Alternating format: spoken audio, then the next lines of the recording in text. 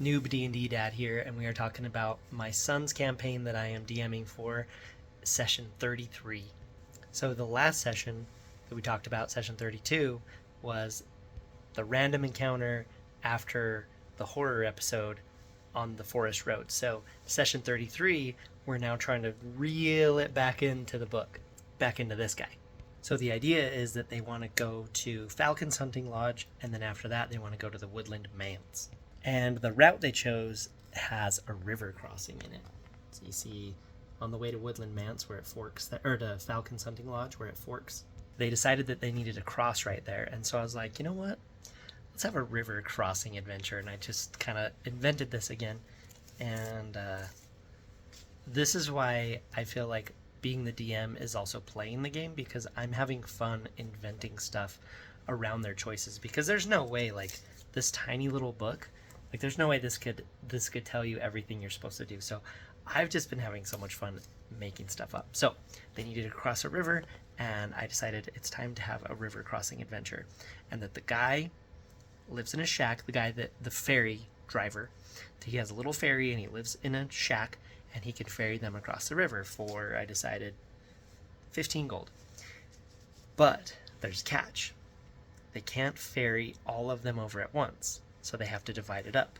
So they send over the fighter and the wagon and one horse and Tybor Wester in number 1. And then in number 2, they send over my son and some gear. And then number 3, they send over my friend, the sorcerer, and the rest of the horses. So I can't remember which crossing it was, 2 or 3, but basically orcs start winging arrows at them. And they're just these orcs with the little 15 hit points. And I've decided that I love using orcs, and I love letting the players just slaughter them. But I am using more of their abilities now that the players are more advanced. Like, I'm using their aggressive ability. And I'm trying to play them a little bit smarter, but still they're fragile and they die a lot. But I really loved the idea of dividing up the players in the river crossing and having them be attacked and see how they react to get the rest of themselves and their stuff across the way. So it's kind of cool. So they unloaded the wagon first, and then as the ferry was going back, and then they unloaded really, really fast, and they're like running to cover and stuff. There's like arrows flying. So I felt like it was a cool, fun, intense moment. And the river ferry guy's name was Rufio, and he totally took an arrow and was like dying, but I think they actually used a healing potion, and they healed him and then dropped him back off at his house to like recover. And I do also like to provide those kind of moral quandaries where it's like, this person that just helped you healed you, like, or he just helped you and now he's dying, like, are you just going to take your money back and leave, or are you going to heal him? Like what is the extent of the responsibility they're going to take for him? So I really like presenting these morally ambiguous situations and letting them pick what to do. I mean, hopefully it's just according to their alignment, which these guys are all some kind of good or neutral. So they end up making it to Falcon's Hunting Lodge, and I believe this is when they find out that their buddy the centaur has left because he didn't have time to wait while they were dilly-dallying around. But Falcon agrees to take Tybor Wester and the Broad. If you remember, she's still not woken up at this point, so he's willing to take her and then also get Tybor back to Phandalin. And then, of course, as per the book, Falcon says that he'll give them some elf boots that make them be stealthy. And it was actually funny because all 3 of these players really, really wanted these boots. So they decided that as they go to the Woodland Manse, they're going to have like a stealth off to see who can pass the most stealth checks. And whoever passes the most stealth checks, they've decided deserves the boots, which, sure, makes sense in their own kind of way. But I just thought that was funny that they were so competitive over who gets these boots, right? Because Falcon won't give them until they come back.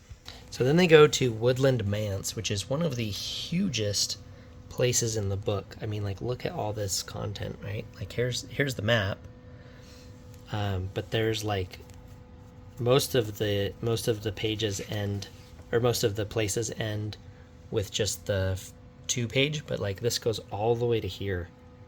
So they show up, and of course there's wild boars all around, and so they have to decide what to do with that. And then also they see the pumpkins, and they decide to try some pumpkin seeds.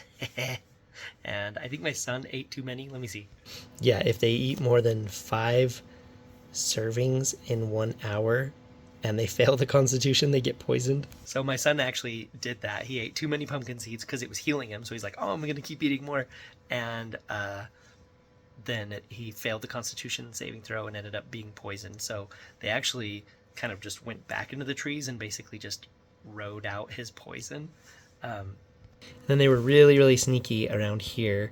And session 33 basically ends with them looking in here and planning because they can hear people up above and they can just tell that this place is like super populated. So they're like sitting there full on going through every possible scenario, and they're always wanting to do like some huge bomb or some huge lure people in and blow them up or fireball or whatever. So it was fun. Just like as the DM, I'm just sitting there watching them plan, and they can ask me questions and I can answer them, but really they're just planning. So I kind of like that, not because I'm lazy and I just get to sit there and watch them plan, but I do like when I can be lazy and sit there and watch them plan.